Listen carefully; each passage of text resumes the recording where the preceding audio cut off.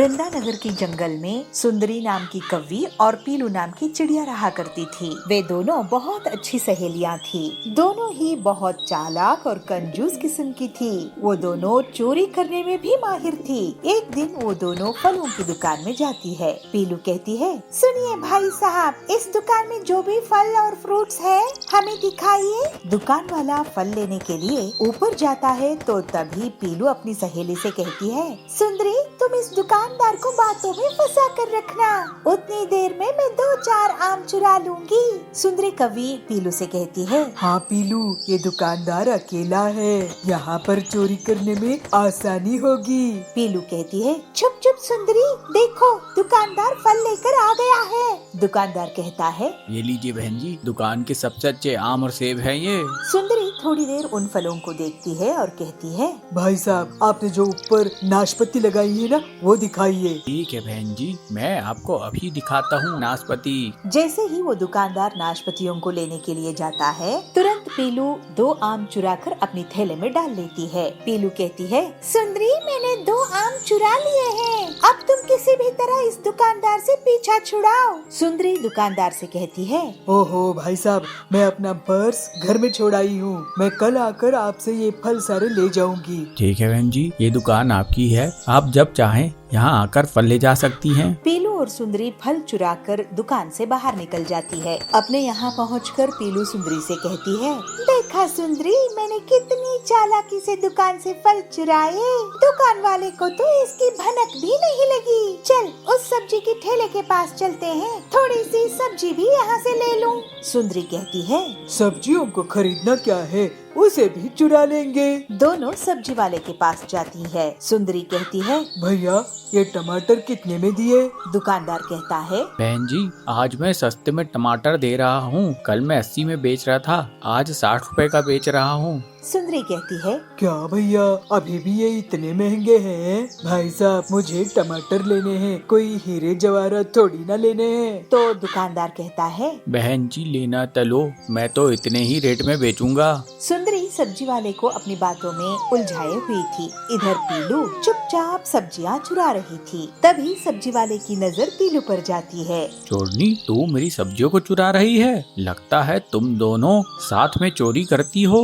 तो पीलू कहती है, अरे भैया कैसी बातें कर रहे हो, क्या मैं तुम्हें चोरनी दिखती हूँ? सुंदरी कहती है, अरे सब्जियां ही तो है, ये लो तुम्हारी सब्जियों की पैसे। तभी वहाँ पर फल बेचने वाला दुकानदार भी आ जाता है। सुंदरी उससे कहती है, देखिए न भाई साहब, ये मेरी सहेली को चोर कह रहे हैं, बताइए क्या ये चोर है? पीलू कहती है, अभी अभी तो मैं आपकी दुकान से आई हूँ। तभी उस दुकानदार को पीलू की थैले में आम दिख जाते हैं। वो कहता है, अरे ये आम तो मेरी दुकान के हैं, तुमने इसे चुराया है, तुमने तो इसके पैसे भी नहीं दिए थे, तुम्हारा पर्स तो घर में रह गया था, मैं अभी पुलिस को बुलाता हूँ। पीलू कहती है, नहीं नहीं भाई साहब, हम लोगों से गलती हो गई, हम आगे से ऐसा नहीं करेंगे, आप पुलिस को ना बुलाएं।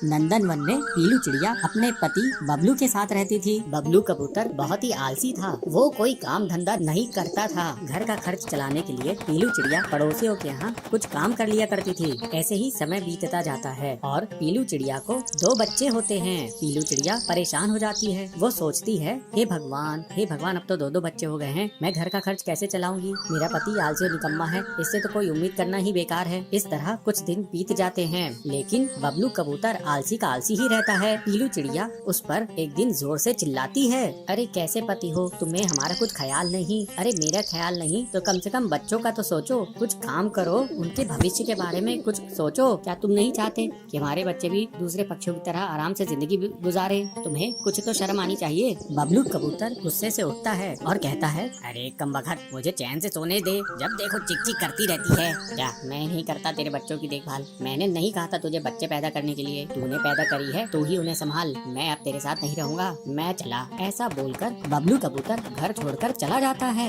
और पीलू चिड़िया उसे देखती रह जाती है। वो सोचती है अच्छा हुआ खुद ही चला गया, घर में रहकर भी इससे कोई मदद नहीं होने वाली थी। पीलू अपने बच्चों को देखते हुए कहती है मैं अपने बच्चों को बहुत सारी खुशियाँ दूंगी, मैं अपने बच्चों को अपने जैसा दुखी जीवन नहीं दूंगी। क्या हुआ इनका बाप अगर भाग गया है तो मैं इन्हें माँ और बाप का प्यार दूंगी। इस तरह समय बीतने पर बच्चे भी बड़े हो जाते हैं और एक बार बारिश का मौसम आता है। बारिश बहुत दिनों तक लगातार होती है। क्या करूं, ये बारिश तो लगातार हो रही है, रुकने का नाम ही नहीं ले रही है, कहर बनकर बरस रही है। बारिश के कारण मैं काम पर भी नहीं जा पा रही और घर का सारा राशन भी खत्म हो गया है। मैं तो भूखी रह लूंगी, लेकिन बच्चों को भूखा कैसे रखूं? तभी उसके पास उसका छोटा बेटा आता है। वो कहता है माँ मुझे भूख लग रही है, कुछ खाने को दो ना। बेटा थोड़ी देर रुक, मैं पड़ोस की कबूतरी से कुछ मांग लाऊंगी, तब तक तू थोड़ा पानी पी के अपना पेट भर ले। नहीं माँ, मुझे पानी नहीं पीना, मुझे भूख लग रही है, मुझे कुछ खाने को दो। मैं मजबूर हूँ बेटा, इतनी बारिश में बाहर कैसे जाऊँ मैं? तभी उसका बड़ा बेटा रोने लगता है। दोनों बच्चों की हालत देखकर पीलू चिड़िया अपने घोंसले से बाहर निकलती है और कहती है तुम दोनों अपना ख्याल रखना, मैं अभी थोड़ी देर में तुम्हारे लिए कुछ खाने के लिए लेके आती हूँ। पीलू चिड़िया पास वाली सुंदरी कबूतरी के पास जाती है और उसे बुलाती है सुंदरी,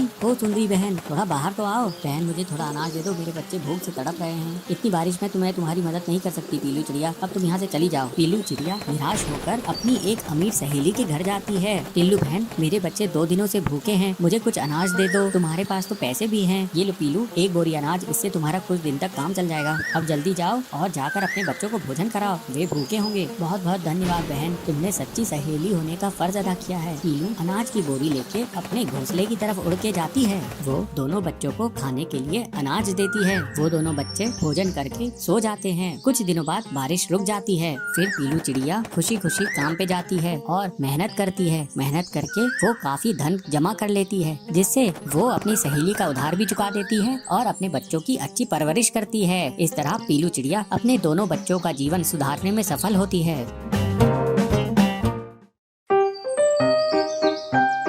अमृता अपने माता पिता के साथ चिड़ियाघर की सैर करने जाती है। अमृता छोटी बच्ची थी और अपनी माँ की गोद में बैठ के सैर कर रही थी, इसीलिए चिड़ियाघर में उसके लिए टिकट नहीं लगता। उसकी मम्मी खुद के लिए और उनकी पापा के लिए टिकट लेने गई। भैया 2 टिकट देना। तो अमृता पूछती है मम्मी मेरे लिए टिकट नहीं लोगे? तो मम्मी कहती है अरे बच्चे तुम तो छोटे हो, इसलिए तुम्हें कोई टिकट नहीं लगेगा। ऐसे कहते हुए तीनों चिड़ियाघर में जाते हैं। अमृता ने चिड़ियाघर में देखा कि अंदर एक तालाब है, उसमें ढेर सारे बतख और बगुला तैर रहे हैं। उसे बहुत अच्छा लगा तो अमृता बतख को पूछती है अरे बतख मेरी सहेली बनोगी? मुझे भी पानी में तैरना बहुत अच्छा लगता है, क्या तुम मुझे सिखाओगी? तो उसको उत्तर में बतख क्वक क्वक क्वक क्वक क्वक क्वक करते हुए हंसता है। उसके बाद अमृता ने देखा कि एक बंदर बैठा है, वह छोटे छोटे बंदरों को खिला रहा है और उसके पीछे पीछे छोटे छोटे बंदर भाग रहे हैं। तो अमृता मम्मी को पूछती है अरे माँ मुझे खाना खिलाने के लिए आप मेरे पीछे भागते हो, मगर बंदर को देखो, माँ आगे भाग रही है और बाकी बंदर पीछे। ऐसे कहते हुए जोर से हंसती है और उसकी माँ भी उसकी खुशी देखे उसकी खुशी में शामिल होती है। हाँ बच्चू, तुम भी तो बंदर से कम हो क्या? तुम मेरी प्यारी सी छोटी बंदर हो, ऐसे बोलती है। अमृता मम्मी पापा के साथ आगे जाते जाते देखती है एक भालू। उसके बाद लंबी गर्दन वाली एक जिराफ को देखा और ढेर सारे शेर को भी देखा। शेर बहुत जोरों से गरज रहा था। छोटे छोटे बच्चे उसको देखकर डर रहे थे। अरे माँ ये इतना क्यों गरज रहा है? मुझे भी डर लग रहा है। नहीं बेटे, ऐसे डरते नहीं हैं। शेर खामखा किसी के ऊपर हमला नहीं करेगा। अगर उसको भूख लगी है तो सिर्फ भूख मिटाने के लिए ही वो शिकार करता है। ये तो पिंजरे में है ना, तो डर किस बात की? तो अमृता बहुत खुश हुई और नजदीक से शेर को देख के तालियां बजाने लगी। फिर अमृता ने देखा एक हाथी का झुंड और उसके छोटे छोटे बच्चे भी वहाँ पर थे। वह आपस में खेल रहे थे और इस तमाशे को वहाँ के सारे बच्चे देखते हुए मंत्रमुग्ध हो गए थे। बड़ा हाथी छोटे छोटे हाथियों के बदन पे अपनी सूंड में पानी लेते हुए नहला रहा है और छोटे छोटे हाथी लाइन से अपनी माँ के पीछे आगे घूम रहे हैं। अमृत ये सब देख रही थी और उसे लगा अपनी माँ की गोद में बैठ के जो सैर कर रही है वो गलत है। जब वहाँ से बाहर निकले तो अमृत अपनी मम्मी की गोद में नहीं थी। अमृत ने चिड़ियाघर में ये भी देखा कि बहुत छोटे छोटे बच्चे वहाँ अपने पैरों पे चल रहे थे। कोई भी अपनी मम्मी पापा के गोद में बैठा हुआ नजर नहीं आया। अमृता भी अपनी मम्मी पापा के हाथ पकड़ के अपने छोटे छोटे पैरों से चलने लगी। असल में अमृता एक डरपोक और बहुत ही जिद्दी बच्ची थी। उसकी जिद को कम करने और डर को भगाने के लिए ही अमृत के मम्मी पापा उसे चिड़ियाघर ले आए थे। अमृता खुद अपनी प्रेरणा से बिना गोद में बैठे चलते हुए देख के उसकी मम्मी पापा को बहुत खुशी हुई। इतना ही नहीं, अमृता चिड़ियाघर में रेलगाड़ी में भी सैर किया और ऊंट की सवारी भी की। सदैव बच्चे अनुकरण से सीखते हैं। बच्चों के मन के विकास के लिए उन्हें दुनिया का रूप दिखाना जरूरी होता है।